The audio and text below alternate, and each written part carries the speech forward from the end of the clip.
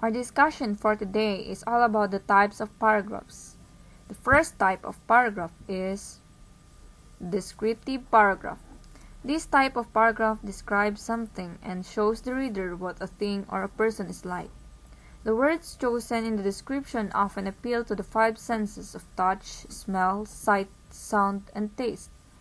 Descriptive paragraphs can be artistic and may deviate from grammatical norms. For example, the lights grow brighter as the earth lurches away from the sun, and now the orchestra is playing yellow cocktail music, and the opera of voices pitches a key higher. Laughter is easier minute by minute, spilled with prodigality, tip out at the cheerful word. The groups change more swiftly, swell with new arrivals, dissolve and form in the same breath. Already there are wanderers, confident girls who weave here and there among the stouter and more stable, become from a sharp, joyous moment the center of a group, and then, excited with triumph, glide on through the sea change of faces and voices and color under the constantly changing light. This is an excerpt taken from The Great Gatsby by F. Scotland Fitzgerald. This is an example of descriptive paragraph. It describes a situation or a scene in a specific place or event. For the next type of the paragraph is the narrative paragraph. This type of paragraph tells a story. There's a sequence of action or there's a clear beginning, middle, and end to the paragraph. For example,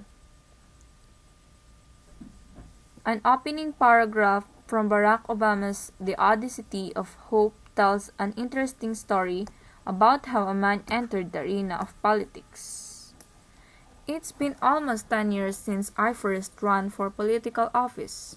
I was 35 at the time, 4 years out of law school, recently married, and generally impatient with life.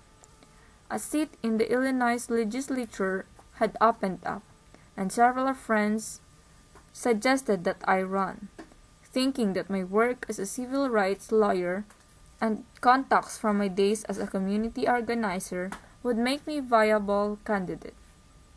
After discussing it with my wife, I entered the race and proceeded to do what every first-time candidate does.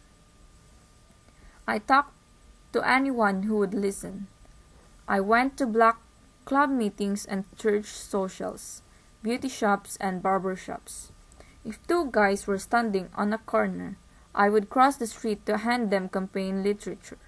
And everywhere I went, I'd get some version of the same two questions. And that is an example of narrative paragraph. The next type of paragraph is this expository paragraph. This type of paragraph explains something or provides instruction. It could also describe a process and move the reader step by step through a method. This type of paragraph often requires research, but it's possible that the writer is able to rely on his or her own knowledge and expertise.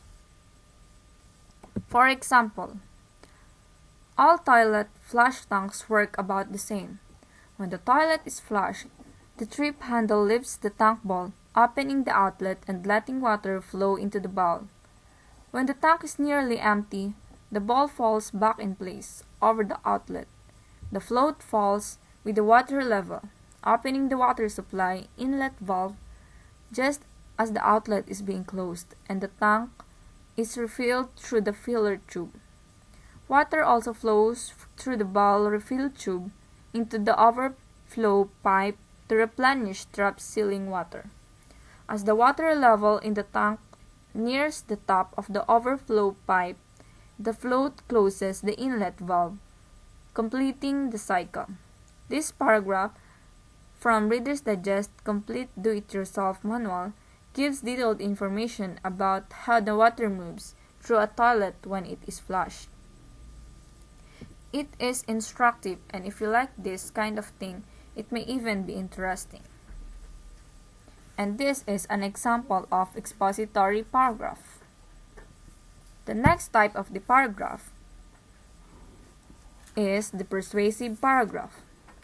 This type of paragraph tries to get the reader to accept a particular point of view or understand the writer's position. This is the type of paragraph that many teachers focus on because it's useful when building an argument. It often requires the collection of facts and research. For example, immigration contributes to the overall health of the American economy. Despite recent concerns related to the cost created by illegal and some legal immigration to the United States, this country has largely benefited from the skills, talents, and ambition that immigrants bring with them. American businesses gain from a good source of affordable labor, while towns and cities are revitalized by immigrant families who strengthen communities through civic participation, the generation of new economic activity. The United States must continue to welcome new arrivals and help those who are already here. Otherwise, the country will lose the advantages it has over other industrialized countries who compete against us in the global marketplace and seek to recruit from a vast pool of unskilled and skilled global workers. And this is an example of persuasive paragraph. And that is the types of paragraph.